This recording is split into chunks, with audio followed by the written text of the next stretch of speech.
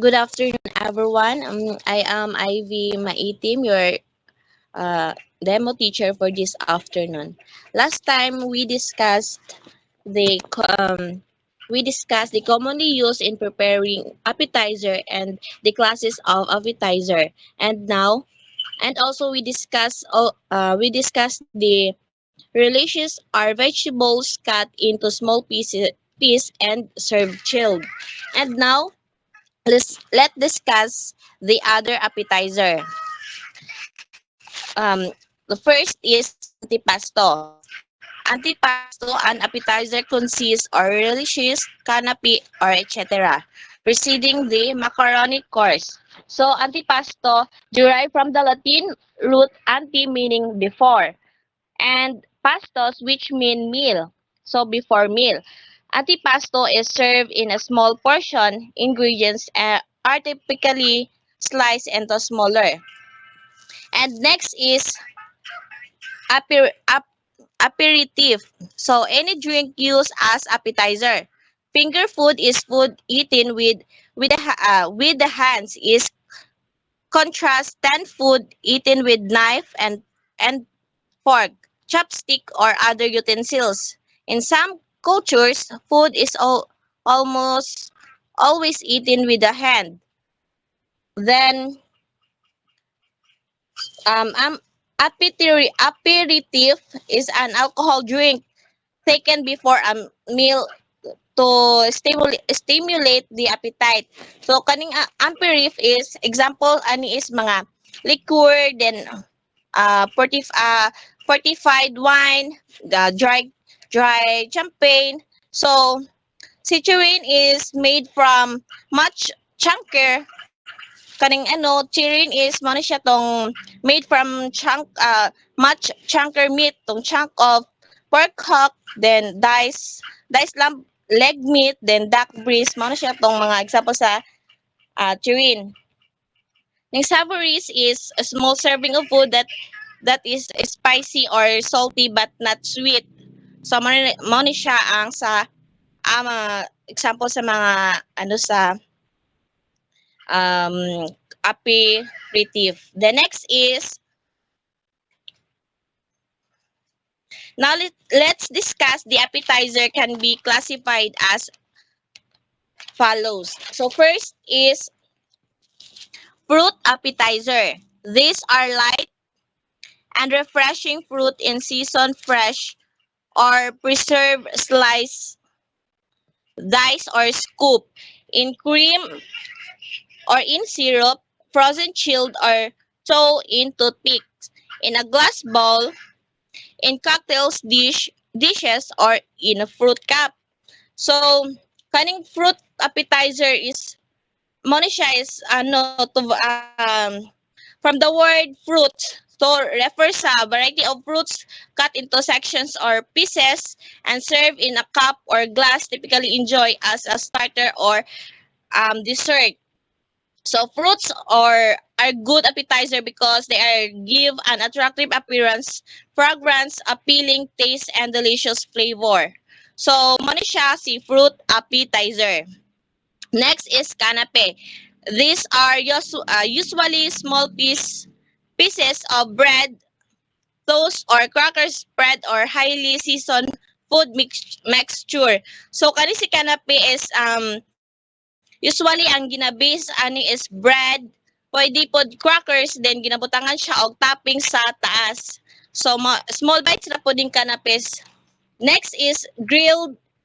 Next is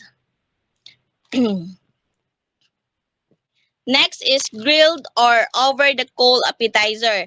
So these are more popular when served outdoor and guests attend to the grilling. From the word grilled, so um kani is typically those cooked directly on the grill. Grates over hose ay hot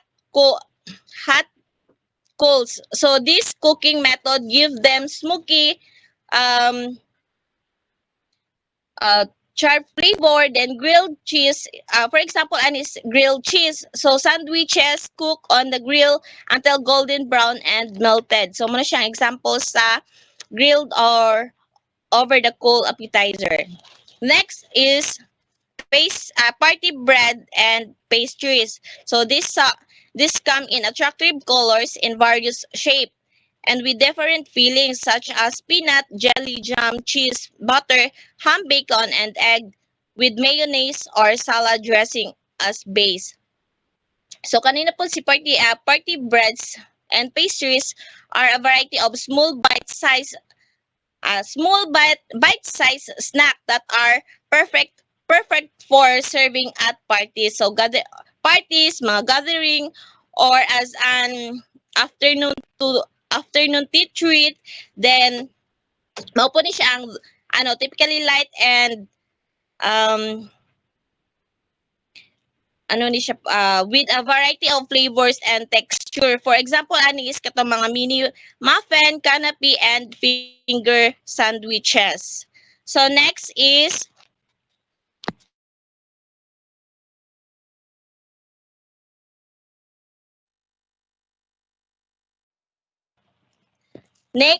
next is tasty tidbits. So this include assorted cheese nut, chips, pickles, and fresh or dried preserved fruits and vegetables. So ay nawala ang pipiti.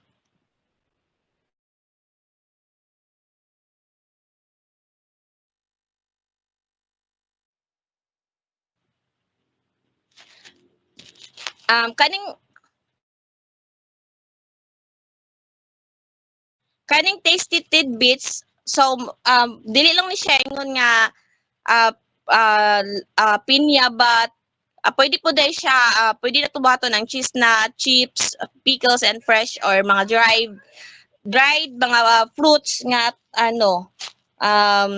himon og appetizer. So next is vegetable hors d'oeuvres. So these are salty, tart or base. So crepes of food that use vegetable slice as base. So kaning hors d'oeuvres are small appetizers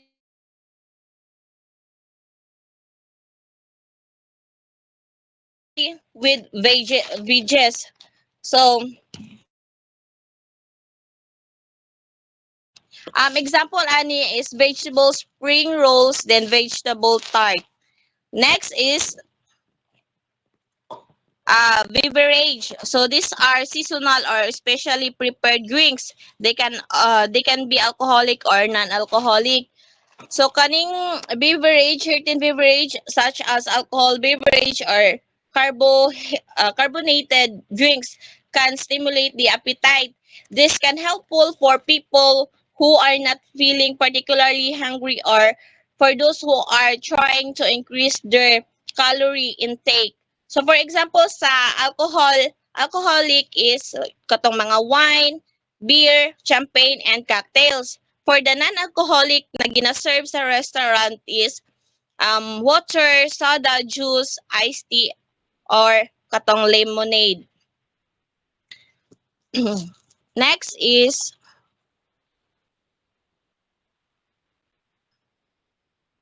I think that's the end of my report and my co-teacher will continue the discussion.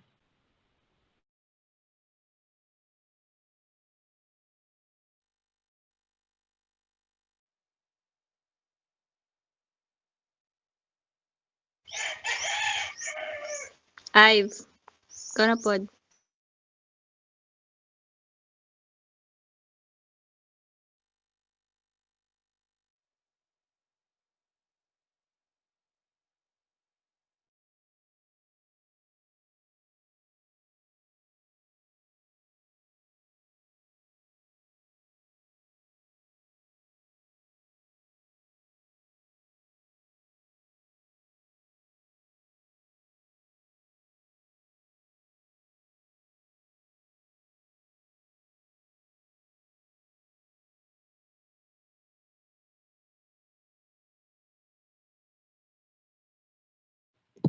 Wait lang ha, kada lang.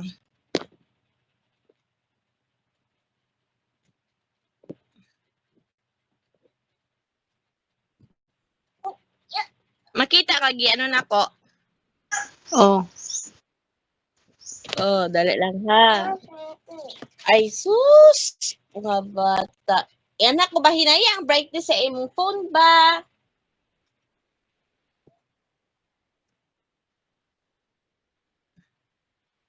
Ay, gagi.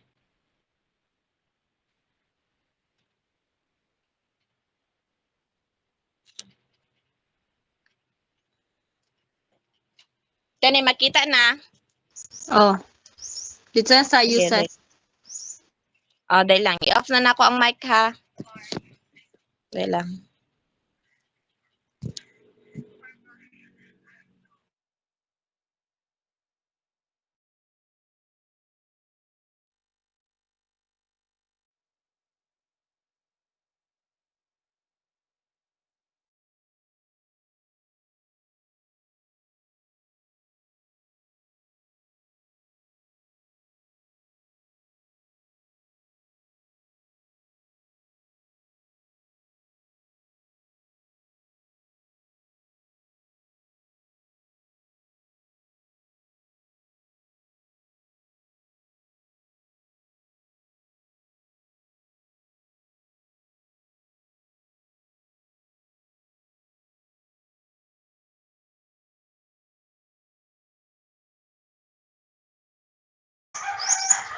Naka-ready na ang record die.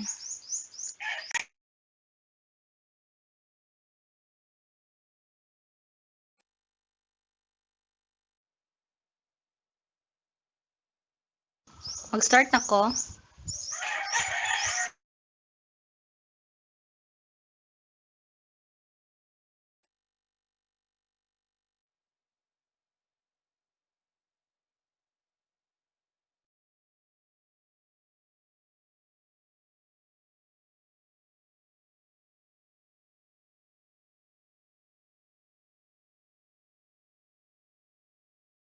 So, start na ko.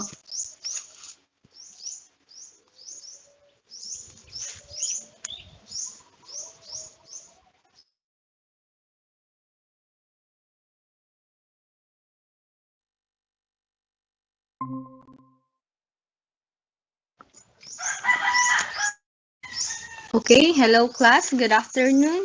Since Ma'am Jolly-Ann and Ma'am Ivy done discussing their part, let's now proceed to the uses of appetizer. Appetizer are finger foods usually served prior to a meal or in between mealtime and are also called hors d'oeuvres, antipasti, or starters, and may range from the very simple to the very complex, depending on the occasion and the time devoted in preparing them. They are a common accompaniment to aperitifs, cocktails served prior to meal. So, appetizer is usually called as a finger foods.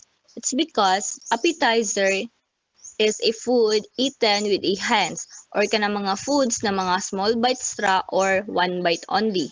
And appetizer are small dishes that serve before a meal or between courses or the main course and often referred to as a hors d'oeuvres, antipasti, or starters. We all know that appetizer is the starter food jud, di ba, nga kanang gina-serve sa restaurant. It's because appetizer help to boost the appetite of the customers nga naa sa restaurant. Next is appetizer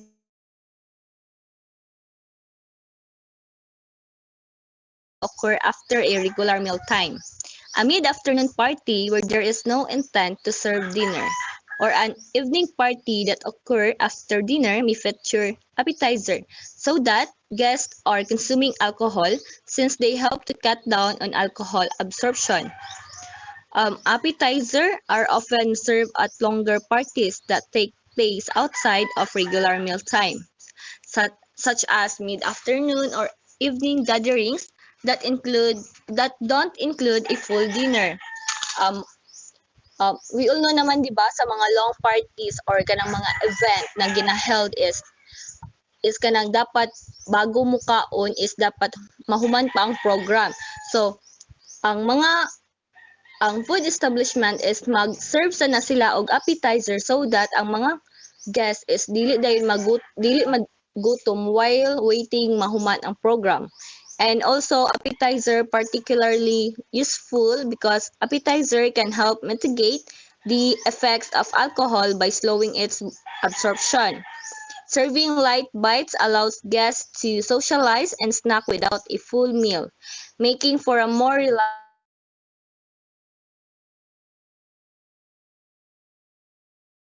during any kinds of parties or events so that makahelp nga mas slow ang absorption sa alcohol kay di ba pag naay ginakaon-kaon ang isa ka tawo while naga-inom is kanang mahinay ang effect sa alcohol, and then also kanang makahelp pud siya nga dili magsakit ang tiyan sa guest while wala ay kanang habang wala sila ginakaon na full dinner jud or kanang main course jud. Next is next. And now let's proceed to the composition of appetizer. The first composition is variety. Appetizer they are served hot or cold. They can be mixed and matched and based on the same season and ethnic region. When planning your selection, choose varying texture, flavors, and colors for a greater variety and interesting display. So in the variety is when you're planning to handle a event na mag-serve og food is dapat isa sa imong i-consider is ang theme season or ang theme sa isa ka event. For example is kanang wedding na event. So wedding event, and then ang mga food dira is dapat kanang fit good siya sa theme or sa unsa na siya nga klase nga event or party. And also dapat sa isa ka table nga naka-set up ang mga appetizer is dapat naka in order ba bale diri sa right side is mga canapé, sa next part naman is katong tasty tidbits, and nasa middle part is ang katong mga cocktail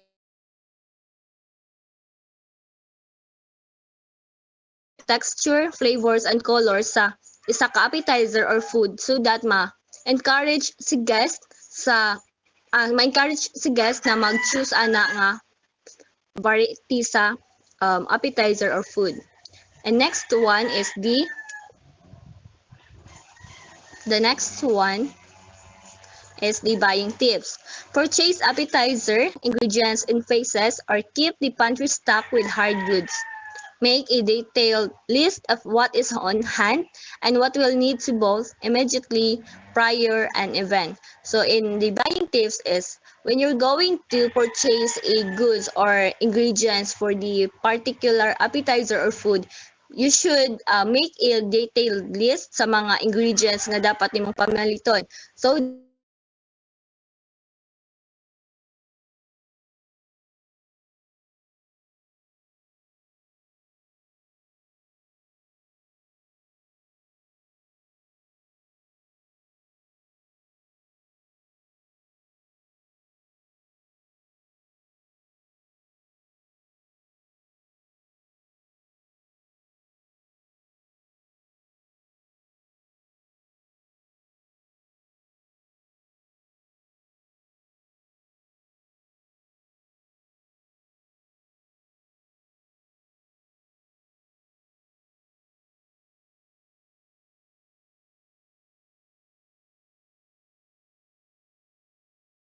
if you're going to purchase any ingredients sa imong appetizer, dapat mag-appeal po ka purchase sa kanang pag-garnish ni parsley, di ba? We naman na ang garnish sa para ma-improve ang appearance sa isa ka food. Ma-help po siya kanang ma-encourage si customer or si guest na pilion kana nga appetizer or food. Next one is